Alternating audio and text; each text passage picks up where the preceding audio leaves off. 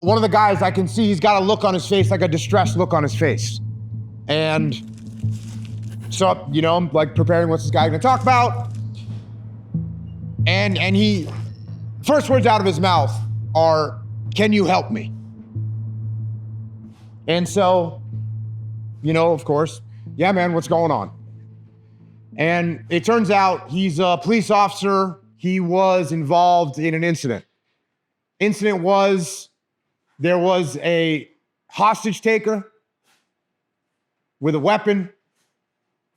The hostage taker took 2 hostages.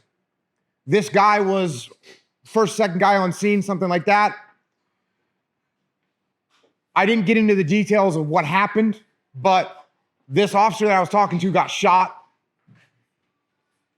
He got shot, I think, twice. And then the hostage taker killed one of the hostages and then wounded the other before he was shot by other officers and he was apprehended. So, as he's telling me this, what he gets to is, "I need help. Can you help me work through this? What's going on? I'm having nightmares. I'm feeling paranoid. I feel like I should have done a better job. You know, I feel like I should have done a better job." And meanwhile, one of the hostages is dead, and I was the person that was supposed to protect him. And at the look on his face, like I said, from the moment that I saw him, I knew that there was something wrong with this guy. And his face was just distressed and depressed kind of looking. And I looked at him, and I could also see that there was something else there, like confusion almost. And I said, "You know, man," I said, "So you're having nightmares?" And he says, "Yeah." I said, "You're feeling paranoid?" And he says, "Yeah." I say, "You're thinking, you're kind of dwelling on the fact that you should have performed better?" He says, "Yeah." I said, "You feel guilty that this innocent person was killed and you couldn't help them?" And he says, "Yeah." And I said, "You know what, bro? You're fine. That's all normal." And the look on his face, I saw his face change in a moment from like this burden. And as we got into it, I found out that, guess what they did to him? So he's had his badge taken away.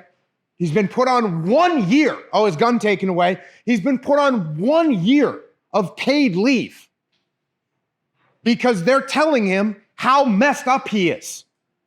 They're telling him how traumatized he is by this incident that happened. And when I looked at him and said, "Oh, you're paranoid, you're feeling guilt, you're feeling like you should have performed better, you're dwelling on that, yeah, you're fine, that's normal." The look on his face totally changed. And he like literally kind of chuckled. He kind of chuckled. And so then we talked for a little while. And, you know, as we were leaving, what I was joking with him, because his mind and his attitude had totally changed. I'm like, "Hey, bro, they want you gone for a year. Have a good time." I said, "But listen," you know, I also said, "Listen, go start training jiu-jitsu, go get on a routine, start doing stuff." And I said, "Also, in another month, reach out to them and say, 'Hey, listen, I know you think I'm traumatized. I'm actually fine. Give me 30 days and I'm ready to go back to work.'" And he was like, "That sounds like a plan." So, you know, what does this have to do with leadership? I actually think it has everything to do with leadership. I actually think this has everything to do with leadership, because here you've got an individual human being that's going completely in the wrong direction. That's being told that they're traumatized, being told that they're not going to be able to recover from it, being told that their life is going to be abjectly worse. And he's accepting that leadership. That's leadership that's telling him that. And just a simple reframing of saying, "Hey, you know what? You're fine." Actually, what I told him was like, "Hey, of course you're going to have nightmares. You got shot. You're going to have some nightmares, man. That's okay. That's normal." And this attitude shift that I saw in a guy in a maybe it was a 10-minute conversation was radically different. So All of us that are sitting in this room that are in leadership positions, we're doing that with people all day, every day. You're having an impact on the way their life is going. That's all of us. That's what we're doing. So we have the opportunity to reframe things for people. We have the opportunity to show people different perspective. We have the opportunity to have